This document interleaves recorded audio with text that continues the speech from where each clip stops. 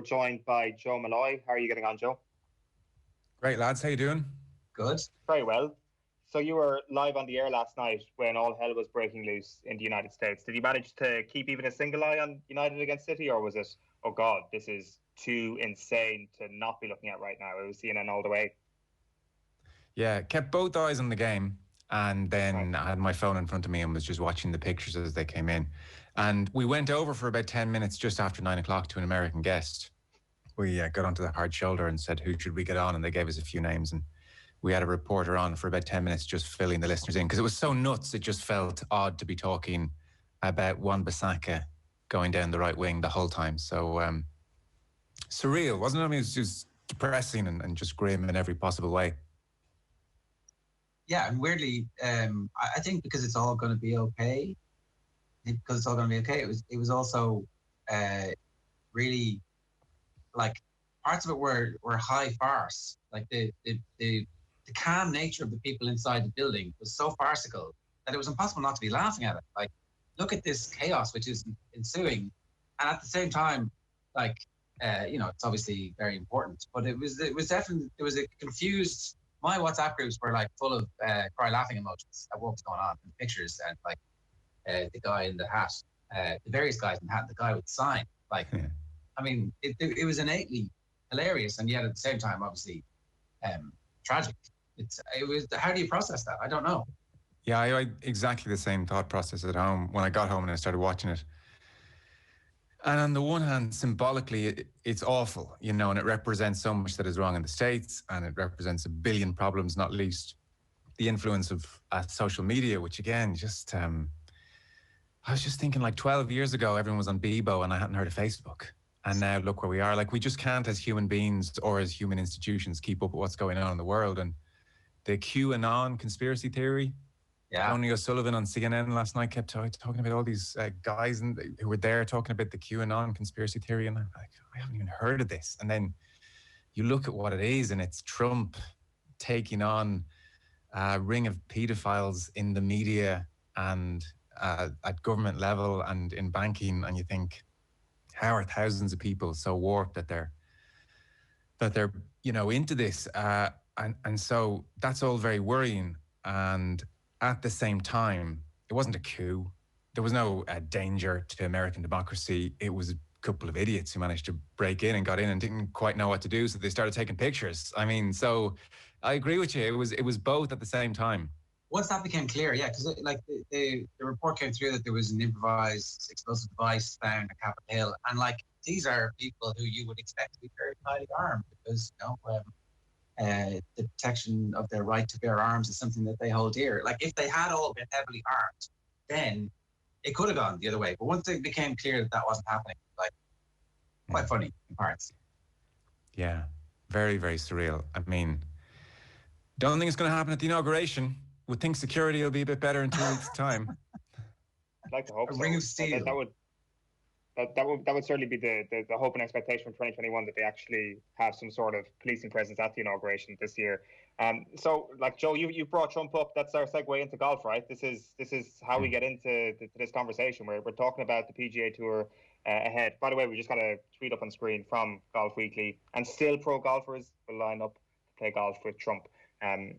In terms of the golf this year, like, we'll actually talk about some of the on-course matters, and you picked out 4 golfers we're actually going to watch this year in 2021. These are all pretty household names. Are you thinking these are going to be big names, or you think that we're going to have like massive major wins here, or are some of these names people that you're expecting to actually dwindle this year? Yeah, I didn't go into any great criteria, so I've probably therefore picked out the more obvious ones in no particular order, and I'll give you a headline reason as to why for each one, and then you can pick whatever interests you. Dustin Johnson, you kind of have to pick him because he won the Masters and made the Masters almost boring. He was shot 20 under at Augusta. He was a 5-shot winner. He won the FedEx Cup. He's the world number 1. Dustin Johnson has runaway train potential, which is rare in the post-Tiger Woods era. So that's why Dustin has to be in there. Rory McIlroy, because we're all interested in Rory. And he is the enigma that keeps on confusing. So that's Rory. And 2020 was as confusing a year as he has ever had. Bryson DeChambeau is in there, won the US Open, has transformed his body. and become very, very long indeed off the tee, and is talking about getting longer and wants to break the 200 mile per hour mark in competition. Nobody's broken the 192 mark in competition. So what's he going to do next? That's fascinating. And then thirdly, for a slightly different reason, Jon Rahm's not, overly interesting or gripping, I think, to the casual golf fan. He's just one of those guys who's really, really good. And he is really good. He's world number 2. He's won 5 times in the PGA Tour. He can win easy courses, hard courses, as we know in Ireland, links courses, parkline courses, destined to win a major very, very soon. And he's done this thing that makes, I suspect, especially the pros wince when they hear it. He has made a big equipment change. He's gone from TaylorMade, who, make all the best drivers, all the best woods in particular. Like, there's a reason Tiger and Rory post Nike went to TaylorMade. They could have gone anywhere. They went to TaylorMade. So Jon Rahm has left TaylorMade, peak of his powers, world number 2. You would feel on the precipice of winning a major, and he's joined Callaway. He played Callaway in college, but it's a risk. And the game is littered with players who have made moves and then been out of funk for a year or 2 or 3, or even in Justin Rose's case most recently, he went from TaylorMade to Honma, a Japanese company. I mean, they make unbelievably expensive equipment. If you were to buy a Honma set of irons, it's how many thousands are you talking about? So he joined them in 2019 and even won in his second week with them. And you thought, okay, this will be all right. But it's amazing just the level of precision all of these guys play with. Even the ball makes a colossal difference. And Rose and his form disappeared. He went into the wilderness, and sometime mid last year, he just had to end the deal. So I'm not sure what settlement was reached, but he's gone back to his old equipment. So I'm really curious to see what Jon Rahm does. So they were the 4 big names I sort of threw at you to kick things off. I did, just on that point, I'm really fascinated by this, because the amount of money the equipment makers give them must be so big to make them even. We know how superstitious sports people are about the smallest of what seems like inconsequential stuff, and then for them literally to change the tools which made them rich and famous and brilliant, the enticement and the inducements must be absolutely massive. I presume. Are they? Are we talking like? Are we talking? I will pay you millions to move from TaylorMade to Callaway. Is it that big? Seems to be. I mean, what Nike threw. Now, this was an exceptional deal. Nike threw the guts of $200 million at Rory McIlroy for a 10-year deal. And that was serious money to turn down. In Justin Rose's case, it did feel like more of a business decision than sporting. Jon Rahm and his people are talking up the fact that he did play Callaway in college, and so he does have a residual love affair with Callaway. But you would have to think finances are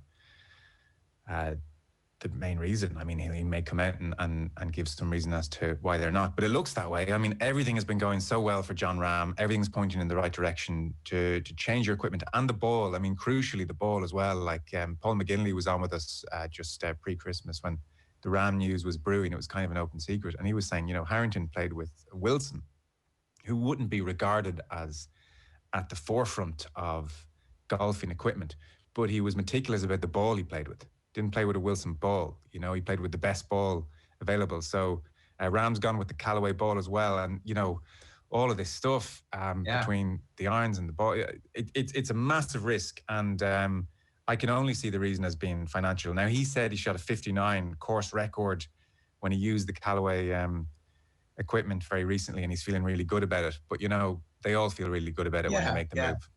Of course they're going to say that. Yeah, it's just the money must be as much as they would make in prize money for the year. It must be the guarantee that, okay, we'll guarantee you 5 or 6 million a year for the next 5 or 6 years. But you're like, yeah, okay, I can take that risk, but that de-risks it. Yeah, but I mean, it de-risks it financially for sure. But I mean, no one is going to say in 20 years' time, Jon Rahm, 0 majors, but he kept up a steady stream of income across the 2020s. Like Brooks Koepka is an interesting case. He has turned down all equipment offers so that he can cherry pick the best driver, the best irons, the best ball, different equipment here or there. He figures in the long run, if I win tournaments, I'll be just fine financially. Yeah, I think that's the right thing to do as well. And I presume if Brooks decides that this driver is amazing and this wedge is amazing, the wedge company are going to be like, yes, like you've literally taken every single wedge in the world and decided mine's the best. Here's a load of money. Don't change. Yeah, that's very possible too. I mean, put it this way: Brooks still isn't buying his equipment off the rack, you know. So yeah, that's why it's going to be really interesting to see if John Rahm goes the way of Justin Rose, or if it's pretty seamless, you know. And look, Tiger Woods made do with Nike equipment, which the consensus would be was not of the standard of other manufacturers, and he did just fine. By all accounts, you know, McIlroy noticed a bit of an improvement in his driving when he went from Nike to TaylorMade. So this stuff makes a difference. There's no doubt this stuff makes a difference, and we're talking about fine margins.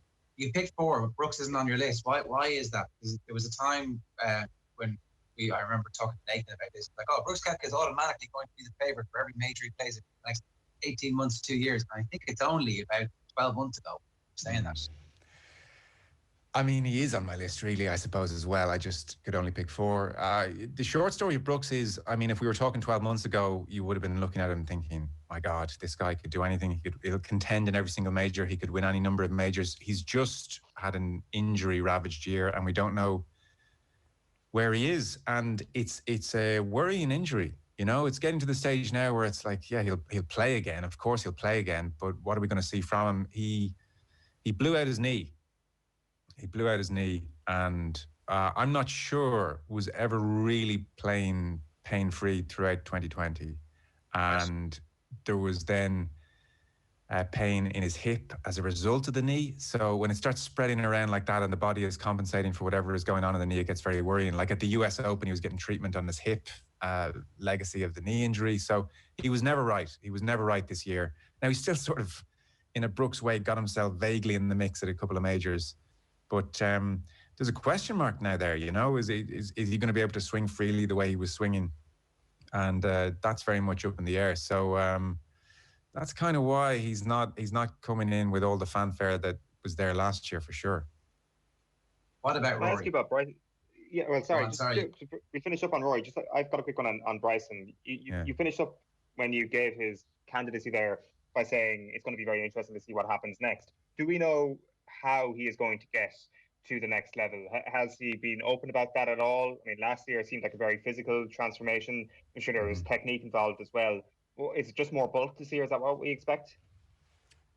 Well, you see, so like Bryson he's just a fascinating case study in so many things, even in perception versus reality. So he won the US Open last year at winged foot when everybody thought that his approach was not going to work, that you can't just bomb it and gouge at a US Open, especially at winged foot, you know. And he proved everybody wrong, and he won in record fashion. The thing, though, yes, he hits the ball a long way, but he was 6th longest at that US Open. So really what DeChambeau did last year, as much as anything, and it obviously wasn't as sexy to talk about, but he turned himself into an unbelievable putter, having been a not so great putter. Now, that's an unbelievably difficult thing to do. And his short game was phenomenal when he won that US Open. So 6th longest. I mean, at the US Open, if you ask anyone who was longest at the US Open, who casually watched it, they would say Bryson, because every time he hit a ball, the commentator said, oh my God, look how far it's going. And he'd flex his biceps, and, you know, perception became reality. So what he has done is turn himself from a reasonably long hitter into one of the longest, if not, in fairness, the longest on tour, but not by like a gazillion miles. He played with John Rahm at Augusta and was only 5 to 10 yards ahead of John Rahm tops on every drive. You know, that's negligible if you're in Rahm's situation. So he turned himself into a more complete player in 2020 than people might give him credit for. And then at Augusta, he was poised, it felt like, to dominate again, and had this mysterious illness and was tested for COVID on the Friday and was dizzy and was like blading balls across the green. And it was odd, actually. So, you know, who knows? I still don't think they're at the root of what happened there. So for Bryson Owen, I would think, as he said himself, he's going to try and get to 210 mile per hour average ball speed, which is nuts. He's currently at 192. So more bulk, more speed. He's going to eventually put a longer driver into the bag, which is harder to control, but the ball obviously goes a lot further the longer your shaft in the driver. And he's going to continue to push limits, I suppose, is what we're expecting from Bryson. But I can't be more precise than that. You know, that's why he's really interesting to watch.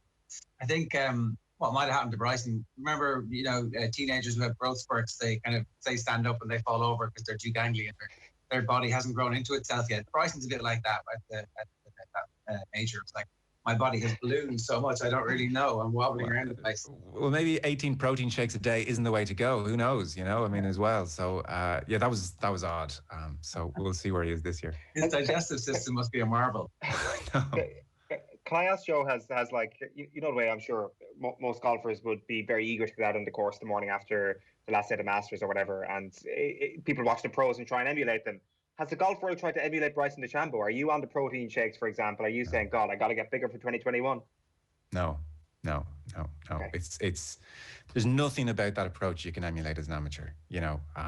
I would just, I'd hit the ball arguably slightly further, but just more wayward. Do you know what I mean? Like, and this was the thing about DeChambeau. This was what the old school types in golf thought wouldn't work. That, okay, he's going to hit the ball a gazillion miles, but it'll be more offline, and therefore he'll get into all sorts of bother. And he proved that claim slightly wrong. Although it did bite him in the ass at Augusta when it's not as easy to gouge out and run the ball up to a green. But no, like there's, in short, there is nobody in the amateur ranks suddenly downing the protein shakes and trying to get bigger in the hope of improving their ball speed. Amateurs don't even know what their ball speed is. So. No. No, I don't think so. This is just a freakish elite level of way of going about things. Okay, what about Rory? Is he entering the point of his career where he's a really compelling individual and a businessman, but not as competitive as he was at his peak? Or is there a possibility that he could make a comeback and be relevant at the top end in majors regularly? Huge possibility of the latter. I mean, I really hope we're not at the former. I hope that's at least 10 years away. Where we are, Rory, is genuinely an enigma. You just can't work out what's going on here. Pre-lockdown, he was brilliant, Cher. I mean, he was so good and he was just about to win, and you felt if the Masters had happened when the Masters was meant to happen, that he was going in there as favourite. And I don't know what happened during lockdown. Obviously, he became a father this year, and maybe practice dwindled. Physically, he seemed to be fine, but he emerged post-lockdown, and it was just, by his standards, it was no good. It was really no good. Like his iron play, for instance, crucial at Augusta, and Augusta looms large when you talk about Rory, because that will transform his legacy if he does manage to win there and to win the Grand Slam. But you take his iron play, he was third in the world strokes gained pre-lockdown with an iron in his hand, and then went out to 60th post-lockdown. Can't really explain that. That's just odd. And the other aspect of the enigma is that at Augusta, rounds 2 to 4, he shot a 66, 67, 69. He's I mean, this is beautiful. But on the Thursday, he shoots a 75. And he's chunking the ball into the water on 16. He is, hooking his drive on 13 into the trees. And this was a tournament where his driving was exhibition standard for the rest of the tournament. So this was not a technical issue. So then that leads you to saying something which just can't be true, which is that, does Rory have an issue with pressure?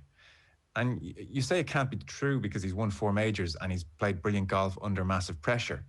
But at the same time, a part of your brain is looking at him and saying, well, too often when the pressure is on, i.e. first round at Augusta, he's not producing his best stuff. There's no other real explanation for some of those shots we saw in the first round. And then suddenly, when he's out of the tournament.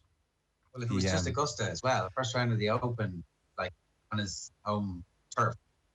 Yes, exactly. Exactly. I think that's a great, the thing is, there are other examples. If you were to back up this theory, I don't quite believe that there's an issue there when he's under massive pressure. Portrush jumps to mind, and there are a couple of other examples jump to mind. And too often he reverses into a top 5 or top 10. Like, he still finished 5th at the Masters, but he was never in the tournament. And I remember previewing that with you guys and saying, I just really hope whatever happens, he's in the tournament. Like, I don't care if he loses it on the back nine on Sunday, but just don't lose it on the Thursday. And so it transpired. But so how do you explain that? I mean, you can't say, oh, Rory has some issue with pressure at the moment. And yet psychologically, there's just something off. And when he plays his best stuff, like Paul McGinley uses the phrase pointy elbows, sometimes he plays his best when he's a little bit angry and a little bit point to prove-ish. Like Paul Kimmage did that big sit-down interview with McIlroy Was it a year ago? Probably a year ago. And, you know, there's a telling point in that interview where Rory had a 2 year, 2019, when Brooks Koepka was really on it. Rory and Brooks were paired together in two big tournaments last round, kind of 2-3 weeks apart, you know. And what transpired had happened was, in the first of those, Brooks had trounced McIlroy. You know, he was alpha male, he was eyes ahead, and it was a dominant performance. And then flash forward 2-3 weeks later, McIlroy destroys Koepka. It turned out that Koepka had texted a bunch of friends saying that he was going to destroy McIlroy. And McIlroy's people had got hold of that. And it's telling, they let McIlroy know. You know, they showed it to him. They told him about it. And it got him into kind of a space where there's just a point to prove, a little bit of anger.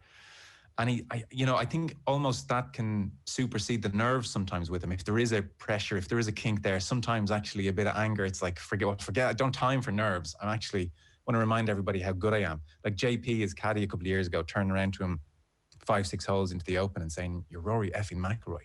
What are you doing here?" When he was making a mess of things, and he kind of clicks into gear. And for Rory, it's still just about clicking into gear, whatever that, and he has to sit with that and think about that and really, you know, relive what's going through his head at times like Portrush and Augusta, and, you know, uncomfortable half hours, really relive it, thinking about it. What are my go-to shots when I'm feeling this way? But I would be very hopeful this year that actually, I think that was a chastening 6 months, and he's such a brilliant player. I just got this sneaking suspicion 2021. I really do give him a big chance in the Masters. I think he's going to come out aggressive. I think he's a little bit peeved. Joe, we have 30 seconds here. We've got 2 quick mentions to wrap up. Just want to mention very briefly Sophia Popov. So I'm really watching out for Sophia. She won the British Open last year at Royal Troon. Dreadful conditions. It was on again over Christmas. I watched it. She played the most sublime golf. She's really interesting because she was ready to quit the game, down tools. She had spent 3 or 4 years trying to figure out what was wrong with her. It turned out she had Lyme disease, and she only got into the Open because of COVID, and there were a few exemptions. 304th in the world, and she won the Open in stunningly good fashion, and now her health is back, and obviously she's got her card. So 27-year-old Sophia Popov, Germany, really kind of rooting for her to do something in 2021. So I'll be keeping an eye on her for sure as well. Good stuff. Joe, thanks a million. All right, fellas, pleasure.